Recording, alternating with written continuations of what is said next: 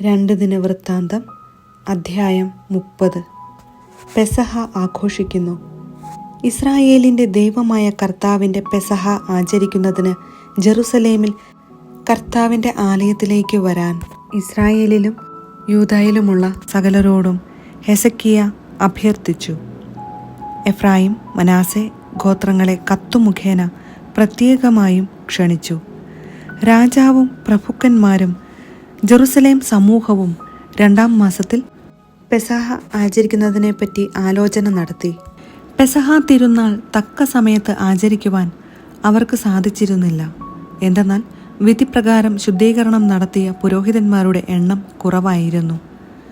മാത്രമല്ല, ജനങ്ങൾ ജെറുസലേമിൽ സമ്മേളിച്ചിരുന്നുമില്ല.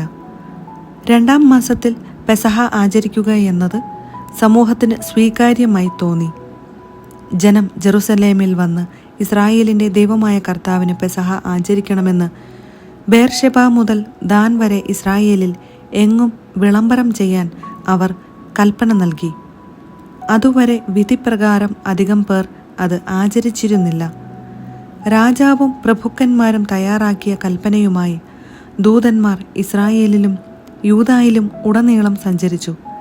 രാജകൽപ്പന ഇതായിരുന്നു: ഇസ്രായേൽ ജനമേ, അസീറിയ രാജാക്കന്മാരുടെ പിടിയിൽ നിന്ന് രക്ഷപ്പെട്ട നിങ്ങളെ അവിടുന്ന് കടാക്ഷിക്കേണ്ടതിന് നിങ്ങൾ അബ്രാഹത്തിൻ്റെയും ഇസഹാക്കിൻ്റെയും ഇസ്രായേലിൻ്റെയും ദൈവമായ കർത്താവിങ്കലേക്ക് തിരിയുവിൻ. നിങ്ങൾ നിങ്ങളുടെ പിതാക്കന്മാരെയും സഹോദരന്മാരെയും പോലെ ആകരുത്. അവർ തങ്ങളുടെ ദൈവമായ കർത്താവിനോട് അവിശ്വസ്തത കാണിച്ചു. നിങ്ങൾ കാണുന്നതുപോലെ അവിടുന്ന് അവരെ കഠിനമായി ശിക്ഷിച്ചു. നിങ്ങൾ നിങ്ങളുടെ പിതാക്കന്മാരെ പോലെ ദുശ്ശാഠ്യക്കാരാകാതെ കർത്താവിനെ അനുസരിക്കുവിൻ. അവിടുത്തെ ഉഗ്രകോപം നിങ്ങളിൽ നിന്നു നീങ്ങിപ്പോകേണ്ടതിന് നിങ്ങളുടെ ദൈവമായ കർത്താവ് എന്നേക്കുമായി വിശുദ്ധീകരിച്ചിരിക്കുന്ന ആലയത്തിൽ വന്ന് അവിടുത്തെ ആരാധിക്കുവിൻ. നിങ്ങൾ കർത്താവിങ്കലേക്ക് മടങ്ങി വരുമെങ്കിൽ നിങ്ങളുടെ സഹോദരരും മക്കളും തങ്ങളെ തടവുകാരാക്കിയവരുടെ മുൻപിൽ കരുണ കണ്ടെത്തുകയും ഈ ദേശത്തേക്ക് തിരിച്ചു വരികയും ചെയ്യും. ദൈവമായ കർത്താവ് കൃപാലുവും കാരുണ്യവാനും ആണ്. നിങ്ങൾ മടങ്ങി വന്നാൽ അവിടുന്ന് നിങ്ങളിൽ നിന്ന് മുഖം തിരിക്കുകയില്ല. എഫ്രായിമിലും മനാസയിലും സെബുലൂൺ വരെ നഗരങ്ങൾ തോറും ദൂതന്മാർ സഞ്ചരിച്ചു. ജനങ്ങളാകട്ടെ അവരെ പുച്ഛിച്ചു കളിയാക്കി. ആഷേർ, മനാസെ, സെബുലൂൺ എന്നീ ഗോത്രങ്ങളിൽ നിന്ന് വളരെ കുറച്ചു പേർ മാത്രമേ തങ്ങളെ തന്നെ എളിമപ്പെടുത്തി ജെറുസലേമിലേക്ക് വന്നുള്ളൂ. കർത്താവിൻ്റെ വചനമനുസരിച്ച് രാജാവും പ്രഭുക്കന്മാരും നൽകിയ കൽപ്പന നിറവേറ്റുന്നതിന് യൂദായിലെ ജനങ്ങൾ ഏകമാനസരായി മുന്നോട്ടു വരാൻ ദൈവത്തിൻ്റെ കരം ഇടവരുത്തി. 2-ാം മാസത്തിൽ പുളിപ്പില്ലാത്ത അപ്പത്തിൻ്റെ തിരുനാൾ ആഘോഷിക്കുവാൻ ഒരു വലിയ ജനാവലി ജെറുസലേമിൽ സമ്മേളിച്ചു. അവർ ജെറുസലേമിൽ ഉണ്ടായിരുന്ന സകല ബലിപീഠങ്ങളും ധൂപപീഠങ്ങളും തച്ചുടച്ച് കിദ്രോൻ താഴ്വരയിലേക്ക് എറിഞ്ഞുകളഞ്ഞു. 2-ാം മാസം 14-ാം ദിവസം അവർ പെസഹ കുഞ്ഞാടിനെ കൊന്നു. പുരോഹിതന്മാരും ലേവ്യരും ലജ്ജിതരായി തങ്ങളെ തന്നെ ശുദ്ധീകരിച്ചതിനു ശേഷം കർത്താവിൻ്റെ ആലയത്തിൽ ദഹനബലിക്കുള്ള വസ്തുക്കൾ സജ്ജമാക്കി. ദൈവപുരുഷനായ മോശയുടെ നിയമമനുസരിച്ച് നിർദ്ദിഷ്ട സ്ഥാനങ്ങളിൽ അവർ നിന്നു. ലേവ്യർ കൊടുത്ത രക്തം എടുത്ത് പുരോഹിതന്മാർ ബലിപീഠത്തിന്മേൽ തളിച്ചു. സമൂഹത്തിൽ പലരും തങ്ങളെ തന്നെ ശുദ്ധീകരിച്ചിരുന്നില്ല. അതിനാൽ ലേവ്യർ അവർക്കു വേണ്ടി പെസഹ കുഞ്ഞാടിനെ കൊന്ന് കർത്തൃസന്നിധിയിൽ പവിത്രമാക്കി. വളരെ പേർ, അതിൽ ബഹുഭൂരിപക്ഷവും എഫ്രായിം, മനാസെ, ഇസാക്കർ, സെബുലൂൺ ഗോത്രങ്ങളിൽ നിന്നുള്ളവർ, വിധിപ്രകാരമല്ലാതെ പെസഹ ഭക്ഷിച്ചു. ഹെസക്കിയ അവർക്കു വേണ്ടി ഇപ്രകാരം പ്രാർത്ഥിച്ചു: ദേവാലയ നിയമപ്രകാരമുള്ള ശുദ്ധീകരണം കഴിഞ്ഞിട്ടില്ലാത്തവരെങ്കിലും തങ്ങളുടെ പിതാക്കന്മാരുടെ ദൈവമായ കർത്താവിനെ ഹൃദയപൂർവ്വം അന്വേഷിക്കുന്ന ഓരോരുത്തരോടും നല്ലവനായ കർത്താവ് ക്ഷമിക്കുമാറാകട്ടെ. കർത്താവ് ഹെസക്കിയായുടെ പ്രാർത്ഥന കേട്ടു. അവിടുന്ന് ജനത്തെ ശിക്ഷിച്ചില്ല. ജെറുസലേമിൽ സമ്മേളിച്ച ഇസ്രായേൽ ജനം 7 ദിവസം അത്യാഹ്ലാദത്തോടെ പുളിപ്പില്ലാത്ത അപ്പത്തിൻ്റെ തിരുനാൾ ആഘോഷിച്ചു. ലേവ്യരും പുരോഹിതന്മാരും നിത്യേന സർവശക്തിയോടും കൂടി കർത്താവിനെ പാടി സ്തുതിച്ചു. കർത്താവിൻ്റെ ശുശ്രൂഷയിൽ പ്രകടിപ്പിച്ച സാമർത്ഥ്യത്തിന് ഹെസക്കിയ ലേവ്യരെ അഭിനന്ദിച്ചു. തങ്ങളുടെ പിതാക്കന്മാരുടെ ദൈവമായ കർത്താവിന് സ്തോത്രവും സമാധാന ബലികളും അർപ്പിച്ച് ജനം 7 ദിവസം തിരുനാൾ ഭക്ഷണം ആസ്വദിച്ചു. 7 ദിവസം കൂടി തിരുനാൾ കൊണ്ടാടാൻ സമൂഹം തീരുമാനിച്ചു. അത് അവർ ആനന്ദത്തോടെ ആഘോഷിച്ചു. യൂദാ രാജാവായ ഹെസക്കിയ അവർക്ക് 1000 കാളകളെയും 7000 ആടുകളെയും കൊടുത്തു. പ്രഭുക്കന്മാർ 1000 കാളകളെയും 10000 ആടുകളെയും. അസംഖ്യം പുരോഹിതന്മാർ തങ്ങളെ തന്നെ ശുദ്ധീകരിച്ചു.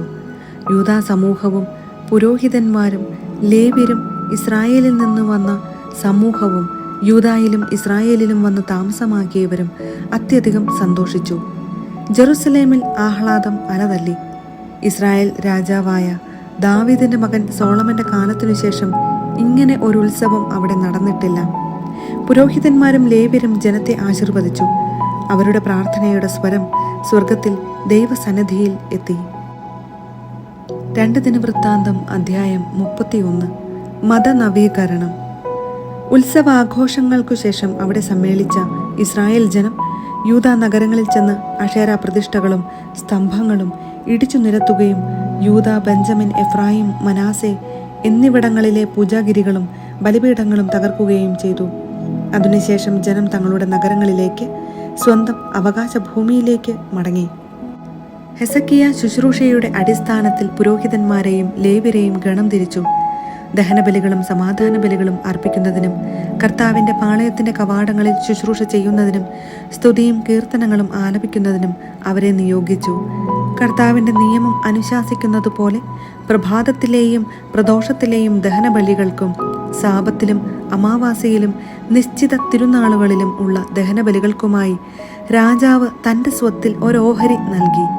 കർത്താവിന്റെ നിയമത്തിന് അവർ തങ്ങളെ തന്നെ പ്രതിഷ്ഠിക്കേണ്ടതിന് പുരോഹിതന്മാർക്കും ലേവ്യർക്കും അവകാശപ്പെട്ട ഓഹരി കൊടുക്കാൻ ജെറുസലേം നിവാസികളോട് അവൻ കൽപ്പിച്ചു. കൽപ്പന പുറപ്പെടുവിച്ച ഉടനെ ജനം ധാന്യം, വീഞ്ഞ്, എണ്ണ, തേൻ, വയലിലെ ഇതര വിഭവങ്ങൾ എന്നിവയുടെ ആദ്യ ഫലങ്ങളും എല്ലാത്തിൻ്റെയും ദശാംശവും ധാരാളമായി കൊണ്ടുവന്നു. യൂദാ നഗരങ്ങളിൽ പാർത്തിരുന്ന ഇസ്രായേല്യരും യൂദാ നിവാസികളും തങ്ങളുടെ കന്നുകാലികളുടെയും ആടുകളുടെയും ദശാംശവും ദൈവമായ കർത്താവിന് പ്രതിഷ്ഠിച്ചിരുന്ന നേർച്ച വസ്തുക്കളും കൊണ്ടുവന്ന് കൂമ്പാരം കൂട്ടി. 3-ാം മാസം മുതൽ 7-ാം മാസം വരെ അങ്ങനെ തുടർന്നു.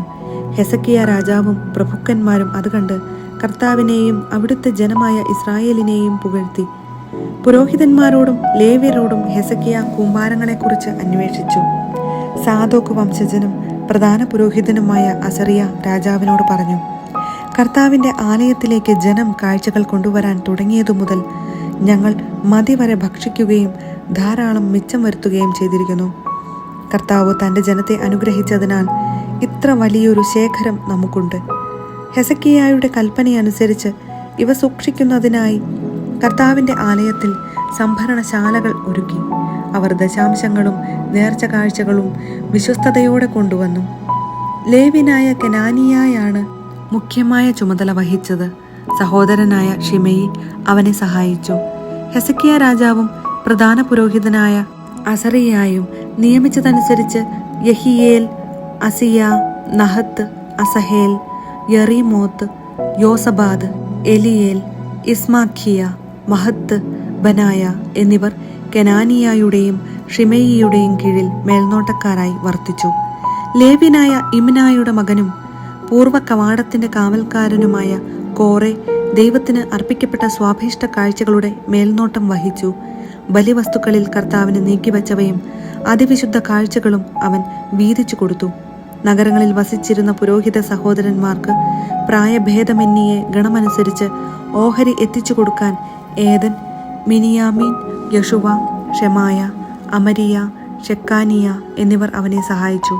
ക്രമത്തിൽ ഗണം തിരിച്ച് പേർ ചേർത്തിട്ടുള്ളവരും ദിനംപ്രതി ഊഴം വെച്ച് ദേവാലയത്തിൽ ശുശ്രൂഷയ്ക്കു വരുന്നവരും ആയ 3 അതിലേറെയും വയസ്സുള്ള പുരുഷന്മാർ ഈ കൂട്ടത്തിൽ പെടുന്നില്ല. പിതൃകുടുംബക്രമത്തിലാണ് പുരോഹിതന്മാരുടെ പേരെഴുതിയത്. ലേവ്യരിൽ 20 അതിലേറെയും വയസ്സുള്ളവരെ മാത്രമേ പട്ടികയിൽ ചേർത്തുള്ളൂ. അതും ഗണം തിരിച്ച് ശുശ്രൂഷയുടെ ക്രമത്തിൽ. പുരോഹിതരുടെ പട്ടികയിൽ ഭാര്യമാരുടെയും ശിശുക്കളുടെയും പുത്രീപുത്രന്മാരുടെയും പേരുകളും ഉൾപ്പെടുത്തി. കാരണം തങ്ങളെ തന്നെ ശുദ്ധീകരിക്കുന്നതിൽ അവർ വിശ്വസ്തത പുലർത്തിയിരുന്നു. തങ്ങളുടെ നഗരങ്ങൾക്കു ചുറ്റുമുള്ള വയലുകളിൽ പാർക്കുന്ന അഹ്റോന്റെ പുത്രന്മാരായ പുരോഹിതന്മാർക്കും പട്ടികയിൽ പേർ ചേർത്തിട്ടുള്ള ലേവ്യർക്കും ഓഹരി വിതരണം ചെയ്യാൻ ഓരോ പട്ടണത്തിലും പ്രത്യേകം ആളുകളെ നിയോഗിച്ചു. യൂദായിലുടനീളം ഹെസക്കിയ ഇപ്രകാരമുള്ള ക്രമീകരണങ്ങൾ ഏർപ്പെടുത്തി. ദൈവമായ കർത്താവിൻ്റെ മുൻപാകെ നന്മയും നീതിയും പ്രവർത്തിച്ച് അവൻ അവിടുത്തോട് വിശ്വസ്തത പുലർത്തി. ദൈവഹിതപ്രകാരം നിയമവും കൽപ്പനകളും അനുസരിച്ച് ദേവാലയ ശുശ്രൂഷയുമായി ബന്ധപ്പെട്ട എല്ലാ പ്രവൃത്തികളും അവൻ പൂർണ്ണ ഹൃദയത്തോടെയാണ് ചെയ്തത്. അതിൽ അവന് വിജയമുണ്ടായി.